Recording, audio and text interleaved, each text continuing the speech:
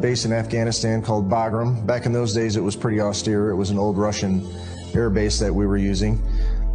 It's basically built in a bowl in the mountains where you have to stay high right up in the last minute, and then you basically come screaming back down to land. The area to the side of it was called the Valley of Death because during the Soviet days with the Mujahideen, they had fired their rockets into a lot of the helicopters, so you could see all kinds of wrecks and stuff in the valley below, which for the most part I didn't pay attention to because I was a little busy getting the airplane on the ground safely. We landed and basically was told to taxi to the very end of the tarmac. And like I said, it was middle of the day, very hot. I remember that. We opened the doors and unloaded the equipment that we had brought in. And then we were met at the aircraft by what we later on called the babysitters. But they kind of introduced themselves and said, hey, no cameras, nobody's taking pictures here. We're moving some high-value stuff. When the load got there, we're very, of course, curious to see what it was, because that's just the way you are when you're told that you're not allowed to have a camera.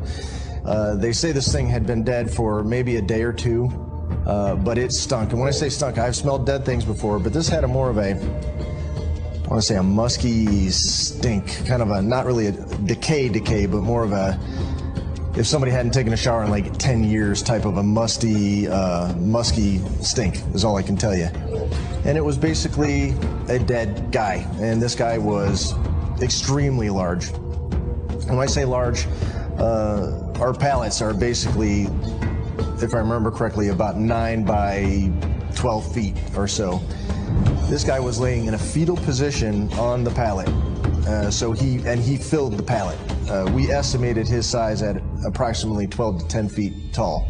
I did see his skin color. I was expecting somebody of more Arabic descent, being in Afghanistan and all. I know he was dead, but he was very pale, very white.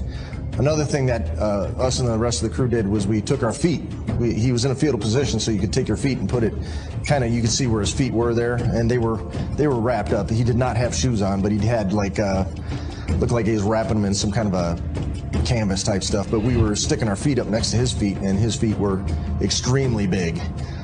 We know that the standard weight on one of those pallets is about 1,500 pounds, and I do remember that the loadmaster did the weights, and it was around 1,100-pound guy.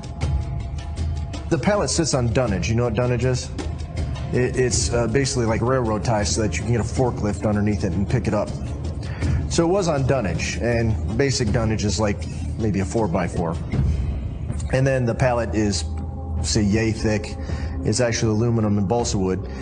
And this guy, I mean, laying down was very, very wide. I mean, and he was, like I said, he's in a fetal position, and you go up and you hit it, and of course he's under a tarp and all that, I understand that, but he was a dense guy.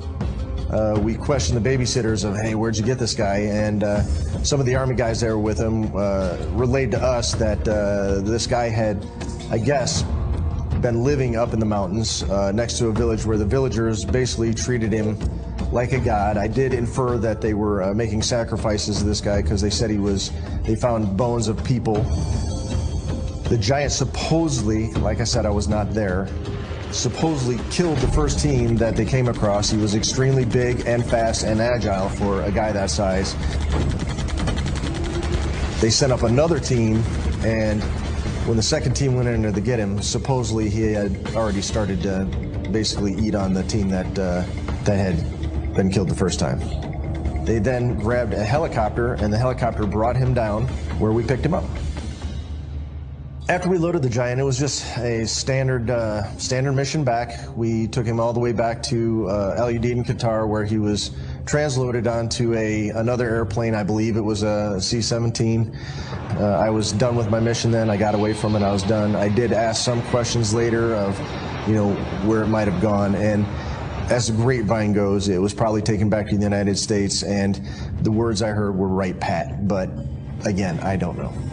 Several years after my deployments to Afghanistan, something very strange happened to me that is somewhat related to this. I was basically TDY to Kirtland Air Force Base, which is out in Albuquerque. I was out with my Jag at the time, and there was a Navajo Native American sitting basically in the restaurant that we're in. It was also a bar. It was actually Kelly's Brew Pub. And this Native American guy, out of nowhere, he was talking to us, very friendly guy. And out of nowhere, he asked me if I knew what a Native American sing was. And no, I didn't at the time. I do now because I looked it up. But he says, I have to sing for you. And he put his hand on me and started a Native American prayer, if you will.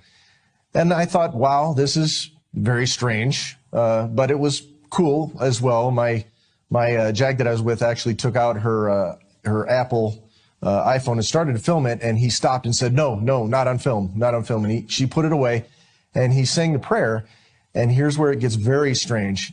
He started talking about, did I know that there were giants out in the Sandia Mountains? And he said, they're out there in the mountains still, and the earth had swallowed them up. And he goes, watch out. He says, someday they're going to come back. They're going to come back. I then took him aside and said, hey, as a matter of fact, I've seen these things. They're real. At least I think I've seen these things. And I basically conveyed to him the story. He just took it in stride and said, yes, they're real. They're absolutely real. And he said something like, if I remember correctly, like the earth had swallowed them up, but soon the earth will spit them back out. And soon, he said soon, they're coming back.